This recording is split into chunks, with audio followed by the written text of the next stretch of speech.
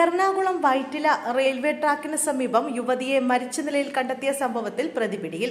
Shaji എന്നയാളെയാണ് police കസ്റ്റഡിയിലെടുത്തത്. ഇയാളെ വിശദമായി ചോദ്യം ചെയ്തു വരികയാണ്. CCTV ദൃശ്യങ്ങളുടെ അടിസ്ഥാനത്തിൽ നടത്തിയ അന്വേഷണത്തിലാണ് ഇയാൾ ഇന്ന് ഉച്ചയോടെ പിടിയിലായത്. ഷാജിയും യുവതിയും തമ്മിൽ നേരത്തെ പരിചയക്കാരായിരുന്നു. സംഭവ സ്ഥലത്ത് വെച്ച് ഇരുവരും തമ്മിൽ വാക്കേറ്റമുണ്ടാവുകയും തുടർന്ന് യുവതിയെ ശാരീരികമായി ഉപദ്രവിച്ച ശേഷം കൊന്ന് റെയിൽവേ ട്രാക്കിൽ തള്ളുകയുമായിരുന്നു.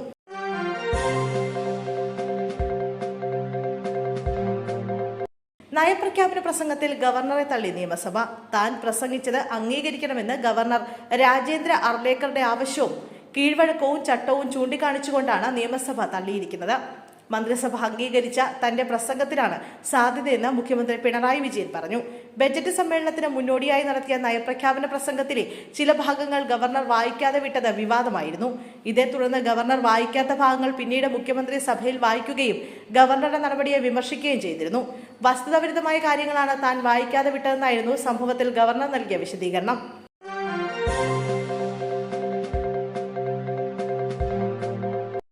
നഗരവാസികളുടെ ജീവിത നിലവാരം ഉയർത്തുന്നതിനും അടിസ്ഥാന സൗകര്യങ്ങൾ വികസിപ്പിക്കുന്നതിനും ഊന്നൽ നൽകി തിരുവനന്തപുരം കോർപ്പറേഷൻ ബജറ്റ്. മാറാത്തത് മാറുമെന്ന് പ്രഖ്യാപിച്ചുകൊണ്ട് ഡെപ്യൂട്ടി മേയർ ആശാനാഥ് അവതരിപ്പിച്ച ബജറ്റിൽ ആരോഗ്യക്ഷേമ മേഖലകൾക്കും പശ്ചാത്തല വികസനത്തിനുമാണ് മുൻഗണന നൽകിയിരിക്കുന്നത്. മുൻ ഭരണസമിതിയുടെ പ്രവർത്തന ശൈലിയെ വിമർശിച്ചുകൊണ്ടായിരുന്നു ബജറ്റ് പ്രസംഗം.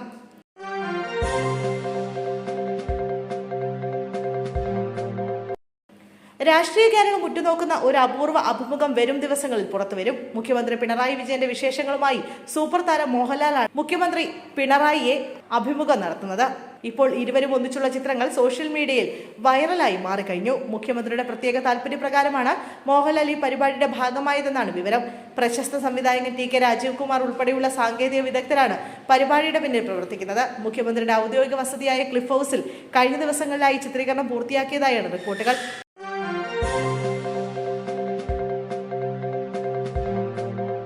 സാംസ്കാരിക വകുപ്പ് മന്ത്രി സജി ചെറിയാനെ നന്ദി അറിയിച്ചുകൊണ്ടും അദ്ദേഹത്തിന്റെ പ്രവർത്തനങ്ങളെ പ്രകീർത്തിച്ചുകൊണ്ടും നടൻ ടിനി ടോം. രാഷ്ട്രീയത്തിനതീതമായി സാധാരണക്കാരായ കലാകാരന്മാരെ സഹായിക്കുന്ന മന്ത്രിയുടെ നിലപാടുകൾ മറ്റുള്ളവർ കണ്ടുപിടിക്കേണ്ട മാതൃകയാണെന്ന് ടിനി ടോം തന്റെ ഫേസ്ബുക്ക് കുറിപ്പിൽ വ്യക്തമാക്കുന്നു. ചലച്ചിത്ര സംഘടനയായ അമ്മയുടെ പ്രവർത്തനങ്ങളിലും മന്ത്രി നൽകുന്ന പിന്തുണയെ ടിനി ടോം നന്ദിയോടെ സ്മരിച്ചു.